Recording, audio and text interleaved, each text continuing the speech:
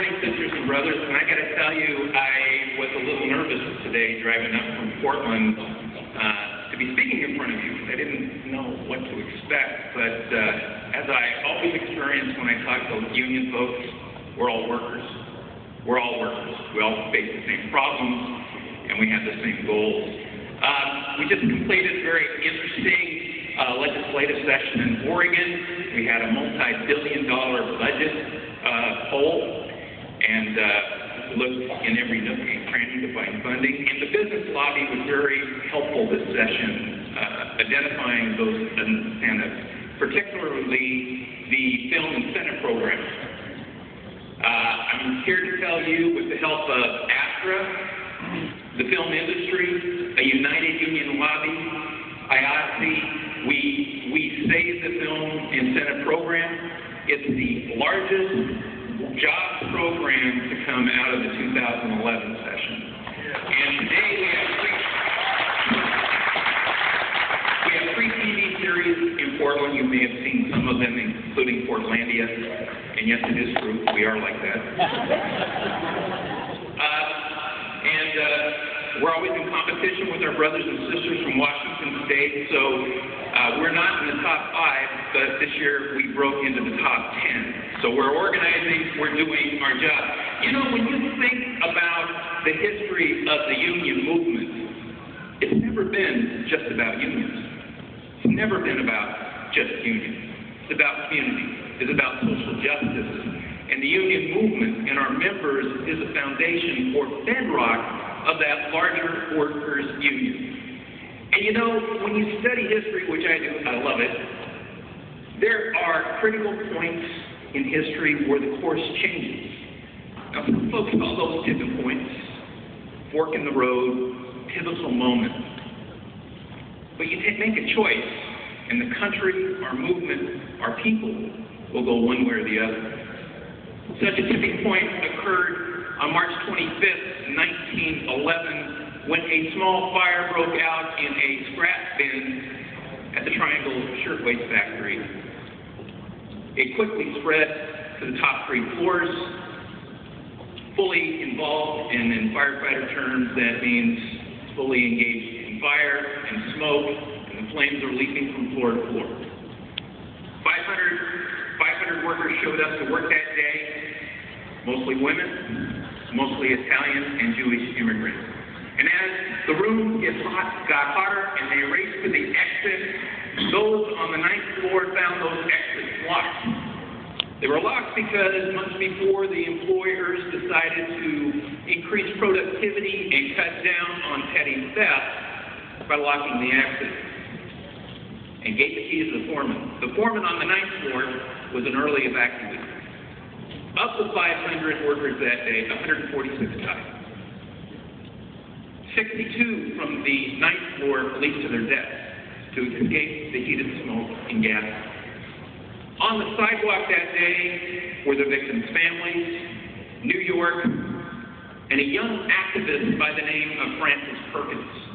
Her life, New York, and our country was changed forever. And it wasn't because of just the fire. Understand that in 1911, over 100 workers every day lost their lives on the job. The difference is this, and why this is a pivotal moment in workers' history, is because the union, the social justice community, and the community of New York came together and organized and demand change. Within days, they packed the Metropolitan Opera House and demanded fire safety standards. 360,000 marched to the funeral to honor the dead of the Triangle Shirtwaist Factory. Frances Perkins and New York State Senator Robert Wagner led the charge over 2 years to change labor law in that state, to establish fire safety standards and industrial inspections, and to create a labor department that enforced those standards. And under President Roosevelt and the New Deal, then Secretary of Labor and U.S. Senator Robert Wagner ushered through the most sweeping changes for workers this country has ever seen, including the National Labor Relations Act. Understand, when we work hard and we struggle and take the right road, we can change this country. Dr. King, what he did in 1968, his vision of uniting the civil rights movement with the labor movement and creating a mighty force for change did change this country. And Dr. King didn't just talk a good fight, my sisters and brothers. He was in the streets of Memphis. He was in the workers' homes. He was in the union halls. He understood that this fight wasn't just about money. On the contrary, it was about dignity. It was about respect and safety. When we choose the right road, when we work hard, we can make change. And when we don't, you see what happens. 1981, the air traffic controller strike.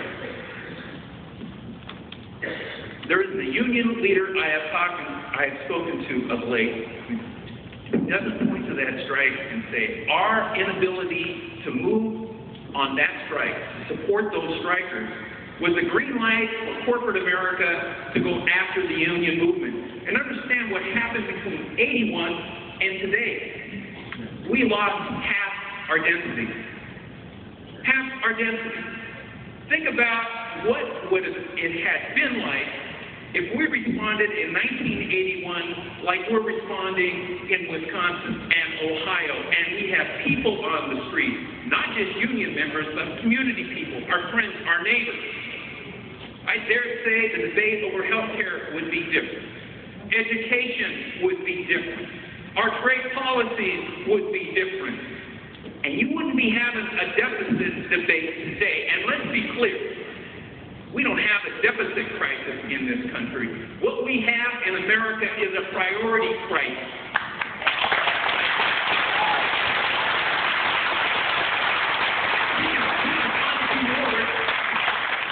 But we can't create the jobs for our people. We can find the money to build prisons, but underfund education. We let the rich and powerful off. They don't have to pay their fair share, and our people go hungry and homeless, and we do not have health care for all.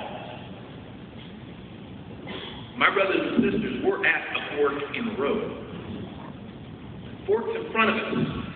And we're watching, you know the election season is upon us when the Koch brothers and Rush Limbaugh and Glenn Beck and their cabal of politicos go to some secret island last Sunday and start talking about the election.